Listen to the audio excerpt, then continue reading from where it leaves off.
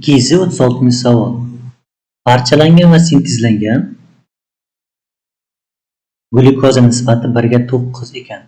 Demak, sintezlangan degani bu glyukoza hosil bo'lish, parchalandi degani bu 3 ta bosqichda nazarda tutilyapti. Demak, 1 ga 9 bo'lsa, x ga 9x deb olsak, 18 ta ATFdan 1 mol glyukoza hosil bo'lsa, ya'ni sintezlansa, 9x dan esa 162x ATF sarflangan bo'ladi. Xloroplastlarga nisbatan mitoxondriyada 30 marta ko'p bo'ladi. Shuning uchun xloroplast 30 ga bo'ladigan bo'lsak, 54x ATF chiqadi bu mitoxondriyada. Mitoxondriya 3-bosqich hisoblanadi. Ya'ni 36 ta ATF bo'ladi.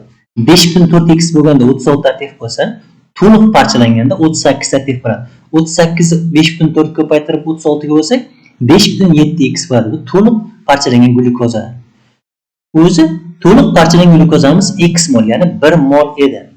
1 moldan 38 ATF bo'lsa, 57x dan 0.15x mol glyukoza sintezlanadi. O'zi x mol edi, ya'ni 1 mol edi. 0.15 to'liq bo'lsa, 0.85 chala qoladi.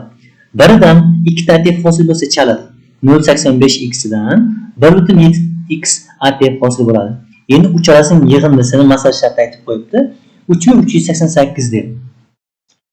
162x, 5.7x va 1.7x yig'indisi 3388.